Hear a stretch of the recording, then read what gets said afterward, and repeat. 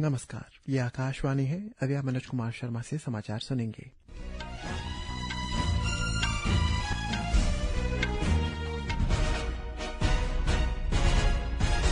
पहले मुख्य समाचार। राज्यसभा में लोक परीक्षा अनुचित साधन रोकथाम संशोधन विधेयक 2024 पर चर्चा। विधेयक का उद्देश्य पेपर लीक के दोषियों के लिए कानून को और सख्त बनाना।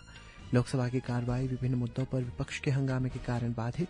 सर्वोच्च न्यायालय का केंद्र सरकार को दिल्ली में छात्रों के विरोध प्रदर्शन के दौरान रैपिड एक्शन फोर्स द्वारा उपयोग किए गए हथियारों का रिकॉर्ड सुरक्षित रखने का निर्देश। अरुणाचल प्रदेश स्थित रविवार के आरोग्य पंचक्रम आधारित वेलनेस सेंटर द्वारा लोअर दिबांग वैली जिले के आबांगबो और होरुपहार गांव में 2 मुफ्त मेडिकल कैंप का आयोजन। अरुणाचल प्रदेश के चांगलांग जिला एवं यिंकियों जिला प्रशासन द्वारा अपने अपने जिलों में भारत सरकार के सूचना एवं प्रसारण मंत्रालय की जेम्स ऑफ इंडिया क्रिएटर्स पहल का जिला स्तरीय शुभारंभ एवं प्रदर्शन सफलतापूर्वक आयोजित किया गया। Golden Jubilee Banquet Hall Itanagar में Arunachal Electronic and Digital Media Association AEDMA Conclave 2025 का आयोजन। कोलोरियांग स्थित कस्तूरबा गांधी बालिका विद्यालय में ह्यूमन पेपिलोमा वायरस HPV टीकाकरण पर जागरूकता अभियान आयोजित किया गया। और भारत ने कॉमनवेल्थ गेम्स में पैरा एथलेटिक्स में इतिहास रचा। पुरुषों की 100 मीटर T47 फाइनल में दिलीप महादुगावती और ने स्वर्ण और मोहम्मद बालिज मारसिंगनाथन ने रजत पदक जीतकर भारत के लिए ऐतिहासिक 1 टू फिनिश हासिल किया। अब समाचार विस्तार से। राज्यसभा में कार्मिक लोक शिकायत एवं पेंशन राज्य मंत्री डॉ जितेंद्र सिंह ने लोक परीक्षा अनुचित साधन रोकथाम संशोधन विधेयक 2026 को सदन में पेश किया। लोकसभा ने कल लोक परीक्षा अनुचित साधन रोकथाम विधेयक पारित कर दिया था।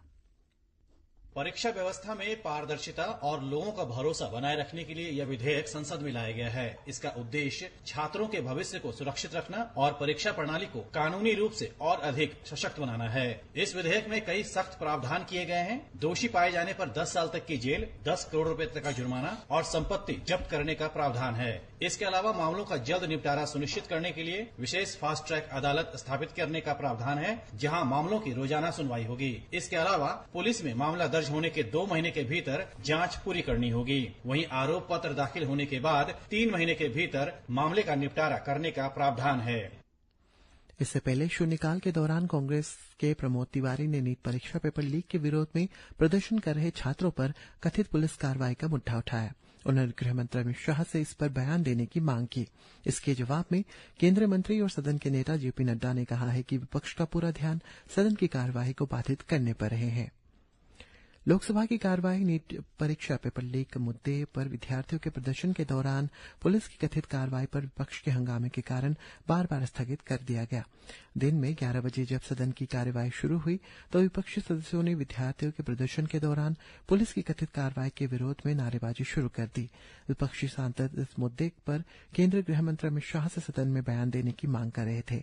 लोकसभा अध्यक्ष ओम बिरला ने कहा है कि प्रश्नकाल सदस्यों का अधिकार है। उन्होंने कहा है कि सदन की कार्रवाई में व्यवधान डालना संसदीय परंपराओं के अनुरूप नहीं है। मैंने कई बार सदन के सभी माननीय सदस्यों से आग्रह किया है, प्रश्नकाल माननीय सदस्य का अधिकार है और प्रश्नकाल के अंदर सरकार की जवाबदेही तय होती है। मैंने आप सबसे आग्रह किया है कि सदन में प्रश्नकाल के अंदर सदन को बाधित नहीं करें। प्रश्नकाल महत्वपूर्ण समय होता है। सर्वोच्च न्यायालय ने केंद्र सरकार को नीट पेपर लीक मामले को लेकर जंतर मंतर पर विद्यार्थियों के प्रदर्शन के दौरान तैनात रैपिड एक्शन फोर्स के हथियारों के उपयोग का रिकॉर्ड सुरक्षित रखने का निर्देश दिया है। एक रिपोर्ट। सर्वोच्च न्यायालय ने कानून व्यवस्था की स्थिति से निपटने के लिए पैलेट गन के इस्तेमाल पर रोक लगाने की मांग वाली याचिका पर सुनवाई करते हुए कहा कि पुलिस को असाधारण परिस्थितियों में पैलेट गन का इस्तेमाल करने का अधिकार है। मुख्य न्यायाधीश सूर्यकांत, न्यायमूर्ति जॉय माल्या बागची और न्यायमूर्ति वी मोहन की पीठ ने दिल्ली सरकार को प्रदर्शन के दौरान पैलेट लगने से घायल हुए लोगों को बेहतर चिकित्सा सुविधा उपलब्ध कराने का निर्देश भी दिया। अरुणाचल प्रदेश स्थित रिवार्स के आरोग्य पंचक्रम आधारित वेलनेस सेंटर द्वारा गत 27 और 29 जुलाई को लोअर दिबांग वैली जिले के आबांगो और होरुपहार गांव में 2 मुफ्त मेडिकल कैंप सफलतापूर्वक आयोजित किया गया। ये कैंप सेंटर के उस पहल का हिस्सा थे जिसके तहत जिले के दूर दराज और सुविधाओं से वंचित समुदायों तक क्वालिटी हेल्थ केयर और आयुर्वेदिक वेलनेस सेवाएं पहुंचाई जा रही है। रिवाज आरोग्य सेंटर के मेडिकल ऑफिसर डॉक्टर तेची यूमयी ने उनकी और टीम ने देखरेख में आयोजित इन दोनों कैंप में कुल 39 मरीजों का इलाज किया गया और कुल 50 लोगों ने इस सेशन में हिस्सा लिया। चांगलांग जिला प्रशासन एवं यिंकियोंग जिला प्रशासन द्वारा अपने अपने जिलों में भारत सरकार के सूचना एवं प्रसारण मंत्रालय की जेम्स ऑफ इंडिया क्रिएटर्स पहल का जिला स्तरीय शुभारंभ एवं प्रदर्शन उपायुक्त कार्यालय चांगलांग एवं यिंकियोंग में सफलतापूर्वक आयोजित किया, जिसमें जिले भर के कंटेंट क्रिएटर्स और अन्य रचनात्मक प्रतिभाओं के उत्साहपूर्वक भाग लिया गया। इस दौरान माई वेब्स प्लेटफॉर्म का लाइव प्रदर्शन भी किया गया है। Golden Jubilee Banquet Hall Itanagar में Arunachal Electronic and Digital Media Association AEDMA Conclave 2025 का आयोजन किया गया।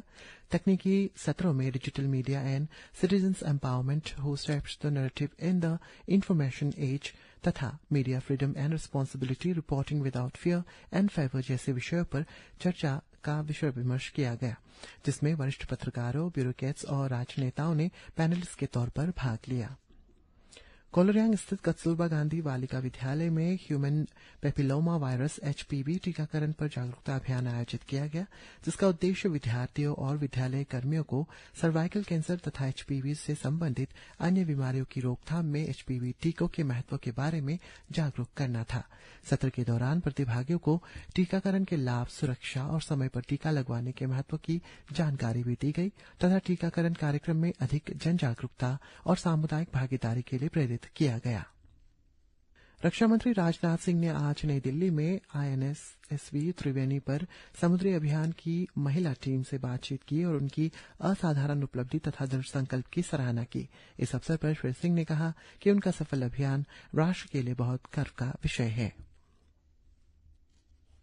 अपने इस अभियान से मैं कह सकता हूं कि केवल आपने समुद्र को ही नहीं जीता है, आपने उन सारी रूढ़ियों को भी पराजित किया है जो कभी कहती थी कि हमारी बेटियां ऐसे कठिन सैन्य अभियानों का हिस्सा नहीं बन सकती। आपने सिद्ध किया है कि फिजिकल कैपेबिलिटी, मेंटल टफनेस और लीडरशिप क्वालिटी किसी जेंडर की मोहताज नहीं होती।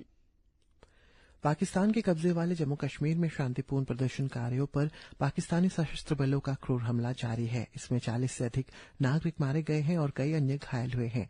संयुक्त अवामी एक्शन कमेटी ने प्रदर्शनकारी वर्तमान में पाकिस्तानी सुरक्षा बलों की क्रूरता और लक्षित हत्याओं को लेकर रावलकोट के डी चौक पर शांतिपूर्ण विरोध प्रदर्शन कर रहे हैं।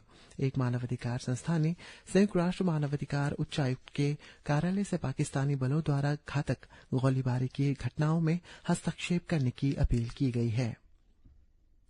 भारत ने कॉमनवेल्थ गेम्स में पैरा एथलेटिक्स में इतिहास रच दिया है। पुरुषों की 100 मीटर T47 फाइनल में दिलीप माहूद तथा स्वर्ण और मोहम्मद अबालिस मरसिंगनाकाथ ने रजत पदक जीतकर भारत के लिए ऐतिहासिक 1-2 फिनिश हासिल किया है।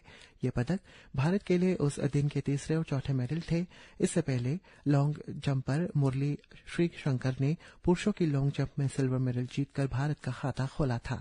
इन मेडलों की बदौलत भारतीय स्टैंडिंग में 8वें स्थान पर पहुंच गया है और उसके कुल मेडलों की संख्या 15 हो गई है, जिसमें 3 स्वर्ण, 9 रजत और 3 कांस्य पदक शामिल है।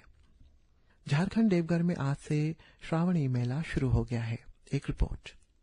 सावन के पहले दिन ही देवघर के बाबा बैद्यनाथ धाम और दुमका के बाबा बासुकीनाथ मंदिर में लाखों शिव भक्तों का हुजूम उमड़ पड़ा है। पूरी बाबा नगरी बोल बम के अटूट विश्वास और केसरिया रंग में रंग गई। सुरक्षा के मोर्चे पर इस बार तीसरी आंख के साथ साथ आर्टिफिशियल इंटेलिजेंस कैमरों का पहरा है। कांवरियों के पैरों को थकान न मिले, इसके लिए नए फुट ओवर ब्रिज से लगातार सुगम जलार्पण कराया जा रहा है, जबकि पूरे कांवरिया पथ पर ठंडे पानी की फुहारें, भव्य टेंट सिटी और निःशुल्क चिकित्सा शिविर श्रद्धालुओं का स्वागत कर रहे हैं। आकाशवाणी। जापान के कुमामोटो इलाके में इस मंगलवार को आए जबरदस्त भूकंप से मरने वालों की संख्या 28 हो गई है। बचावकर्मी अभी भी बचाव हुए लोगों की तलाश कर रहे हैं। 10,000 से ज्यादा लोग राहत केंद्रों में रह रहे हैं। जापान के रक्षा मंत्री शिंजिरो कोइजुमी ने कुमामोटो में 300 एयर कंडीशन भेजने की घोषणा की है।